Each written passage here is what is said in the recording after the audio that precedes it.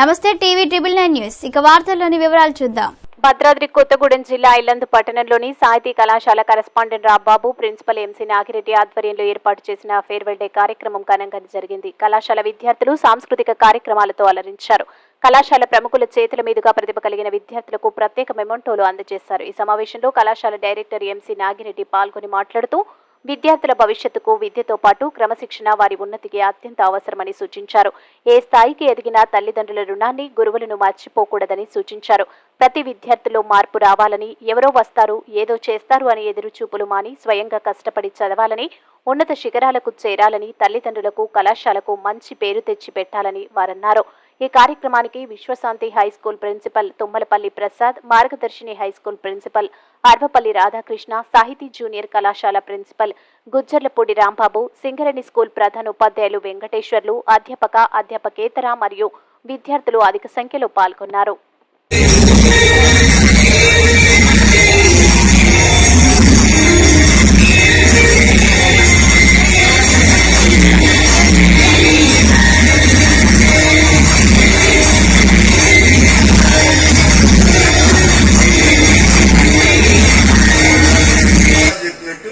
మీలో మార్పు రావాలి.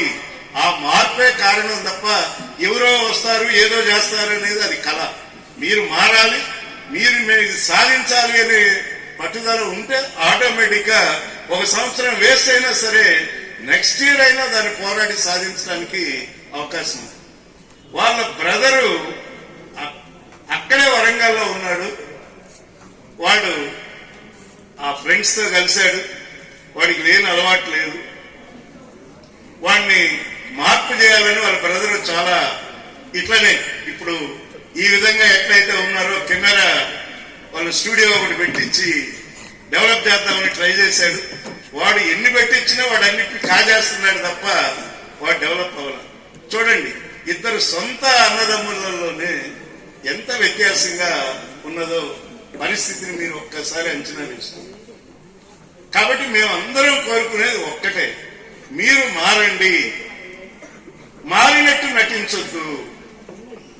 ఆ మార్పు వలన మీ లైఫ్ సెటిల్ అయితే దాన్ని హ్యాపీగా సమాజంలో 10 మందికి ఫలానోళ్ళు పిల్లలు ఈ విధంగా సెటిల్ అయ్యారని చెప్పుకోవడానికి అవకాశం ఉంటుంది అని చెప్పేసి ఈ సభాముఖంగా మళ్ళా మీకు ఒక్కసారి తెలియజేస్తూ, సరే మీతో చాలా సార్లు అనేక విషయాలు పంచుకున్నా. లాస్ట్ లో ఈవినింగ్ కూడా ఒక 20 minutes లాస్ట్ లో పంపించే ముందు మీకు మళ్ళా కొద్దిగా నా ప్రయత్నం నేను చేద్దామని ఆలోచిస్తున్నా.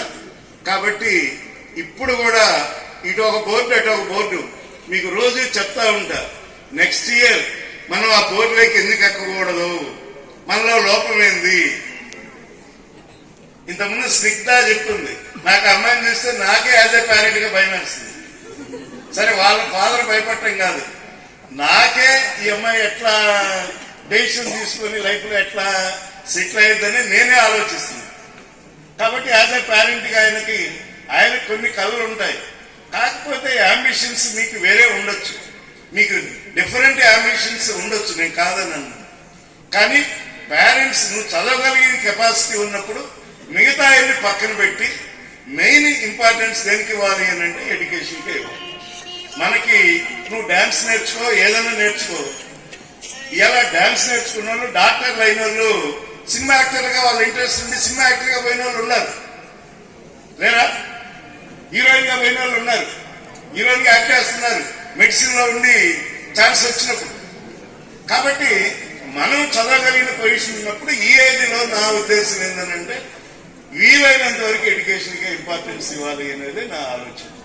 కాబట్టి మీరందరూ కూడా మళ్ళా మీ యొక్క బ్యాచ్ కి మాత్రం ప్రత్యేక అభినందనలు తెలుపుతూ, స్టేజ్ మీద ఉన్న అందరూ కూడా ఏదో ఓటేరా, నేను అక్కడక్కడ అబ్జర్వ్ చేస్తూనే ఉన్నా ఎక్కడో లాంగ్ ఉన్నా కూడా, అయినా ఫ్రంట్ వాళ్ళు నా కళ్ళలో పడతారు. లాంగ్ వాళ్ళు కొద్దిగా నేను పోయి అక్కడి నుంచి వాళ్ళు లేపలేను కాబట్టి వాళ్ళు లేపలేదు, అయినా సార్లు అబ్జర్వ్ చేస్తున్నారు. ఇవన్నీ కూడా మీరు డిసిప్లైన్ డెవలప్ అవడానికే మార్గం.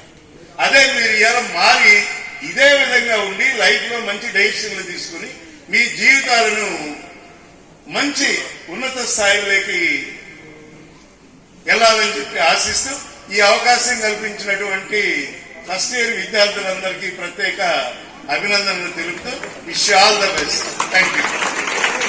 వార్తలు ఇంతటితో సమాప్తం. మళ్ళీ తిరిగి ప్రసారం అయ్యే టీవీ 9 న్యూస్ లో కలుద్దాం. అంతవరకు సెలవు.